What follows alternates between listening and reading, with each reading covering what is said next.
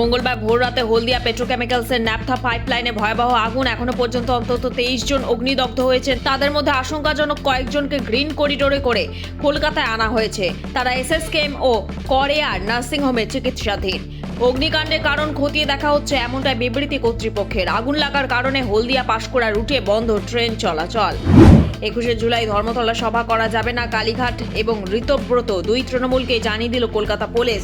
লালবাজারের তরফে জানানো হয়েছে, ধর্মতলার মতো ব্যস্ত জায়গায় রাস্তা আটকে কোনো রাজনৈতিক কর্মসূচি করা যাবে না। প্রসঙ্গত, ধর্মতলা ভিক্টোরিয়া হাউসের সামনে শহীদ দিবসে কর্মসূচি পালন করতে চেয়ে পুলিশের কাছে অনুমতি চেয়েছিল তৃণমূলের দুই শিবিরই। এখানে অ্যাকচুয়ালি একটা জেনারেল 144 থাকে, মানে কোনো রকম মিছিল মিটিং অ্যালাউড হয় না। তো ওই অর্ডারটা এখন আছে, অর্ডারটা অলরেডি ইন প্রোক্লেমেশন। তো ওটা আমরা এখন বলতে পারছি না, কেন 144 আছে, সেই জন্য ওইখানে কাউকে পারমিশন দেওয়ার এখন প্রশ্ন নেই।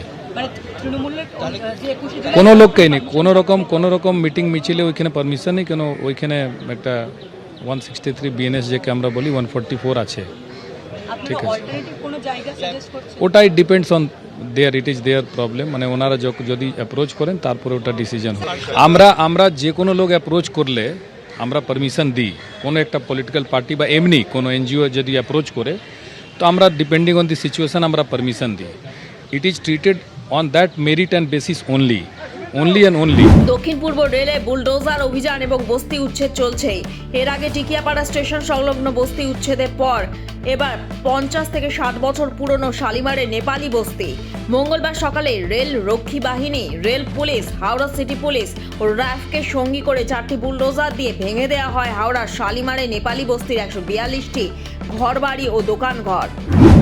রাজ্যে ডিম ছোড়া ঘটনা রুখতে রাজ্য সরকারের কাছে নির্দিষ্ট গাইডলাইন বা নির্দেশিকা তলব করল কলকাতা হাইকোর্ট। আদালতে ভারপ্রাপ্ত প্রধান বিচারপতি তপব্রত চক্রবর্তী এবং বিচারপতি পার্থসারথী চট্টোপাধ্যায় ডিভিশন বেঞ্চ জানিয়েছে, মানুষ নিজের হাতে আইন তুলে নিতে পারে না। এছাড়া নিরাপত্তার বিষয়টি নিশ্চিত করা সরকারের দায়িত্ব। উত্তরপ্রদেশের কাশগঞ্জে ভেঙে পড়ল চেতক এভিয়েশন সেসা 152 বিমান। প্রশিক্ষণের জন্য বিমানটি আলিগড় বিমানবন্দর থেকে অবতরণ করেছিল। বিমানে ছিলেন এক মহিলা পাইলট। আহত ওই মহিলা পাইলট হাসপাতালে চিকিৎসাধীন। মাঝ আকাশে যান্ত্রিক গোলযোগ, প্রাণবাজি রেখে লোকালয় থেকে বিমান সরিয়ে নিয়ে যান মহিলা পাইলট।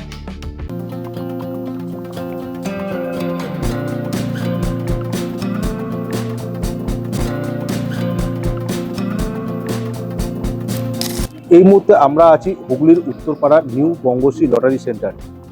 আমরা এখান থেকে জেনে নেব পরবর্তী বাম্পার সম্বন্ধে কিছু তথ্য।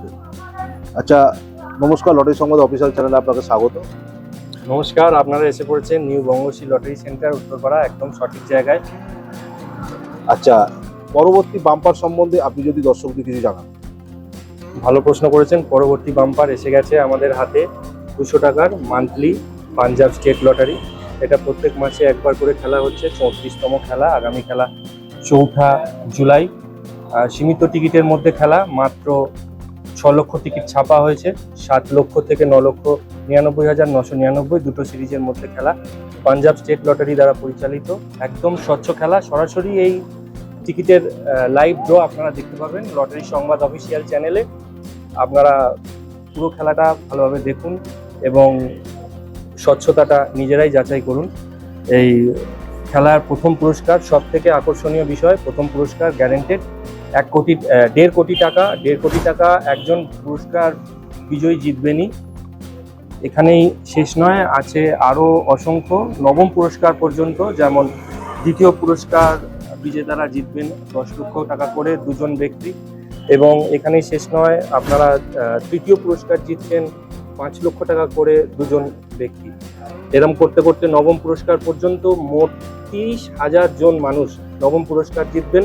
অসংখ্য পুরস্কারের সুযোগ হাতছাড়া করবেন না। আচ্ছা, এই খেলাটা দর্শকরা ফলাফল জানতে পারবে কিভাবে? খুব ভালো প্রশ্ন। অনেকেই জিজ্ঞেস করে টিকিট কেনার পর কীভাবে লটারি টিকিটের রেজাল্টটা মেলাবেন।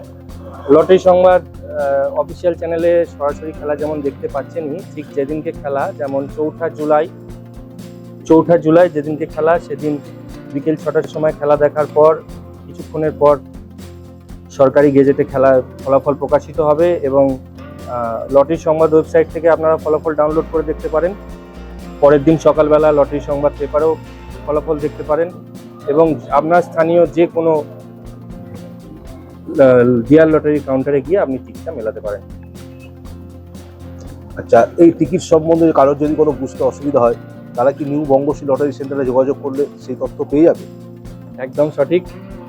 লটারি সংক্রান্ত যে কোনো তথ্যের জন্য আপনারা সরাসরি যোগাযোগ করুন নিউ বঙ্গশ্রী লটারি সেন্টার। যে কোনো রকমের প্রশ্নের উত্তর দিতে আমরা সবসময় প্রস্তুত। ধন্যবাদ।